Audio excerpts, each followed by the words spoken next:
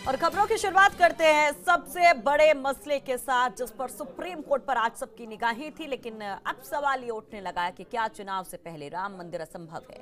ये सवाल इसलिए उठ रहा है क्योंकि आज फिर अयोध्या विवाद को लेकर नई तारीख मिल गई है। अयोध्या विवाद को लेकर तय वक्त पर 5 जजों की संवैधानिक पीठ बैठी। चीफ जस्टिस रंजन गोगोई की अध्यक्षता में जैसे ही सुनवाई शुरू हुई, वैसे ही मुस्लिम पक्षकारों के वकील ने बेंच में शामिल जस्टिस यूयू ललित के संवैधानिक पीठ में शामिल होने पर सवाल उठा दिए। फिर बिना कुछ बात आगे बढ़े ही संवैधानिक पीठ ने अयोध्या मामले की अगली सुनवाई 29 जनवरी तक टाल दी। और अब जस्टिस यूयू ललित की जगह संवैधानिक पीठ में नए जज शामिल होंगे। 29 जनवरी को यह तय होगा कि अयोध्या विवाद पर सुनवाई रोजाना होगी या फिर कैसे होगी।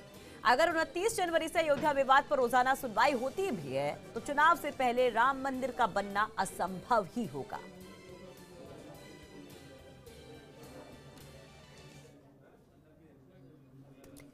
अब जरा समझिए कि लंबे इंतजार के बाद आज जब पहली बार 5 जजों की संवैधानिक पीठ बैठी तो फिर क्या क्या हुआ। आज इस मसले पर सुनवाई नहीं करेंगे, सीजेआई ने यह कह दिया, जस्टिस रंजन गोगोई ने यह कह दिया। सुनवाई की समय सीमा आज तय करेंगे, ये कहा गया कोर्ट में। और समय सीमा जो थी वो अब एक बार फिर से टल गई है। एक तारीख पर 29 जनवरी को नई संवैधानिक पीठ राम मंदिर पर सुनवाई की तारीख तय करेगी। और सबसे बड़ी बात जो थी, जस्टिस यूयू ललित के बेंच से हटने की वजह से ये सुनवाई टली है। तो सीजेआई रंजन गोगोई ने कहा कि अब किसी और दिन बैठेंगे। जस्टिस यूयू ललित ने राजीव धवन की तरफ से सवाल उठाने के बाद बेंच छोड़ दी।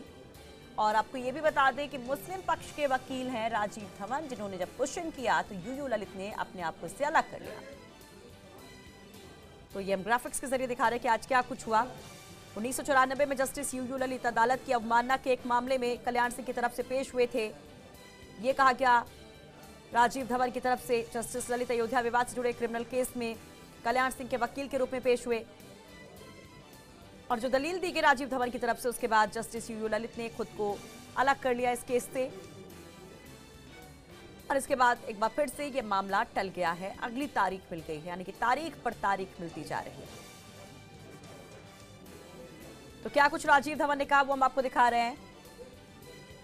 माय लॉर्डशिप के सामने बस ये बात करना चाहता हूं, हमें इस मसले की सुनवाई में कोई आपत्ति नहीं है। अब ये पूरी तरह से आपके ऊपर निर्भर है। मुझे खेद है कि ऐसा मसला उठाना नहीं चाहता था। इसमें ये तमाम जब बातें कही गई राजीव धवन की तरफ से, तो उसके बाद सीजेआई ने कहा कि इसमें खेद जताने की क्या बात है, आपने तो बस तथ्य बताए हैं। और जस्टिस यूयू ललित के पीठ में शामिल होने से उन्हें कोई दिक्कत नहीं है। हरीश साल्वे ने यह बात कही, यूपी सरकार के जो वकील हैं। और इस तरह का मामला उठाने के बाद जस्टिस यूयू ललित ने खुद को इस मसले से अलग कर लिया। हालांकि हिंदू पक्ष के वकील ये कह रहे हैं कि जानबूझकर मामले को टालने की कोशिश हो रही है।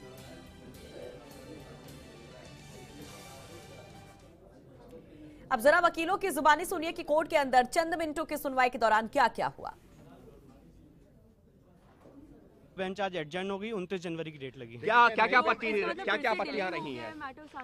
देखिए, मुस्लिम पार्टी चाह रही हैं कि वो मैटर जो है वो अपने हिसाब से जो भी हो, उन्होंने ऑब्जेक्शन किया है बेंच के कॉम्पोजिशन के लिए, जिसमें मैटर एडजर्न। लेकिन आज सुनवाई के दौरान राजीव धवन ने यह भी कहा था कि वो उन्होंने सीधे तौर पर नहीं कहा कि यूयू ललित हटे। सीधे तौर पर नहीं कहा, पर उन्होंने वो पॉइंट आउट किया जिसमें जस्टिस ललित ने कहा कि मैं इस मामले को अब फर्दर नहीं सुनूंगा। जजेस के बीच में आपस में सलाह मशवरा भी हुआ था इसी चीज को लेकर के। हाँ, सलाह मशवरा हुआ था और जस्टिस ललित ने डिसाइड किया कि वो मैटर को फर्दर नहीं सुनेगा। 29 तारीख को क्या होगा? एक नई बेंच फिर से नई बेंच बनेगी और कोर्ट ने ये भी डायरेक्ट किया रजिस्ट्री को कि वो मैटर जो ट्रांसलेशन अभी भी पेंडिंग है उसको कंप्लीट करे। इसका क्या मतलब है? ये जो डॉक्यूमेंट्स रजिस्ट्री से मांगे गए हैं उसका क्या मतलब हुआ? क्योंकि 15 ट्रैक में सील्ड रिकॉर्ड है, तो कोर्ट खुद चेक करना चाहती है कि क्या ट्रांसलेशन हुआ है कि क्या नहीं। वही चुनाव से पहले राम मंदिर बनना असंभव क्यों है, ये आपको बताते हैं कि किन किन जगह पर पेच है। सुनवाई के लिए एक बार फिर से नई बेंच बनेगी और इस बेंच में नए नए जज शामिल होंगे। 29 जनवरी को नई बेंच का गठन होगा। और आपको बता दें कि 29 जनवरी सुनवाई की टाइमलाइन तय होगा 29 जनवरी को। और सबसे बड़ी बात यह है कि 15 बक्सों में भरे दस्तावेजों को कोर्ट जांचेगी। और इसमें सबसे बड़ा पेंच ये है कि अनुवाद के नाम पर सुनवाई में देरी हो सकती है।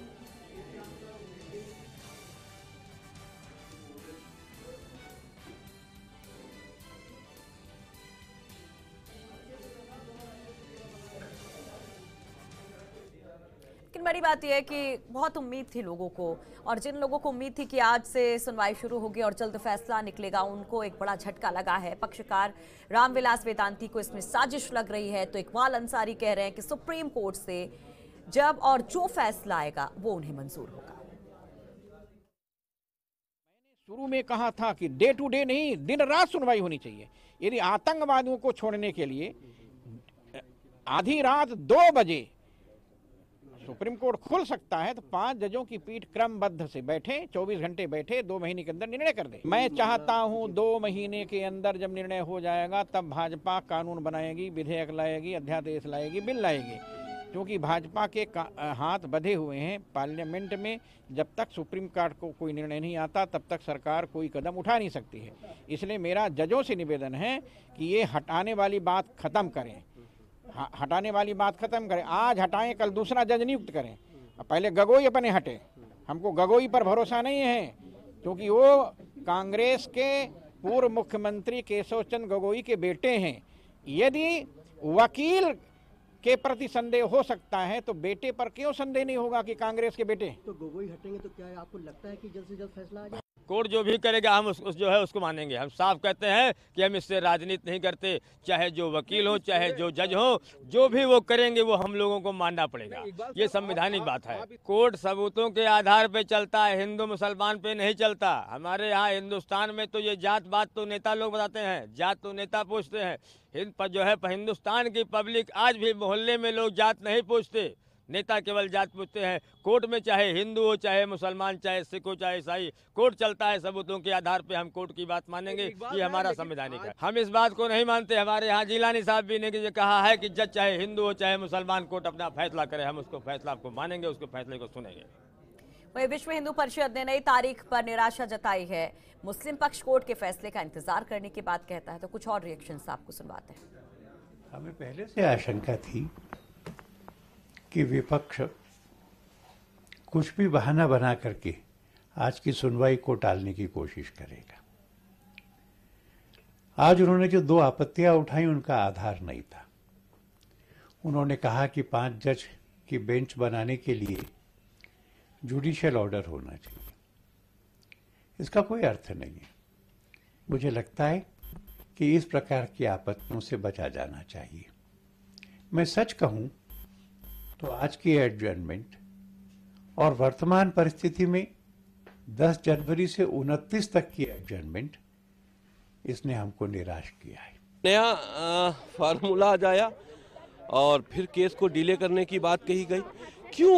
क्यों मेरिट पे बहस नहीं करना चाहता ये बाबरी पक्षकार? क्यों अब जस्टिस ललित के ऊपर सवाल उठाकर एक बात ऑब्जेक्शन कोर्ट के सामने लाया गया, फिर रिकॉन्स्टिट्यूट होगी। चलो ठीक है, 29 तारीख को रिकॉन्स्टिट्यूट होगी, 29 तारीख से सुनवाई होगी। पूरा देश कोर्ट की सुनवाई और फैसले का इंतजार कर रहा है। कब तक भागेंगे? इनकी झोली में कुछ नहीं है, इनके पास मस्जिद होने के एक साक्ष्य नहीं है।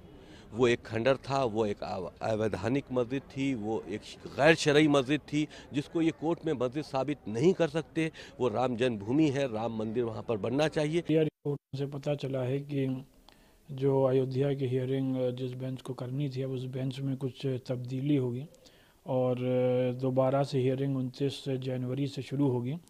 और हम लोग उम्मीद करते हैं कि 29 जनवरी से अब इस पर बाकायदा इंशाअल्लाह हियरिंग शुरू हो जाएगी, जिससे कि अयोध्या जैसे सेंसिटिव मामले पर फैसला हो सके और इस हमारे मुल्क को इस अहम मसले से हमेशा के लिए निजात मिल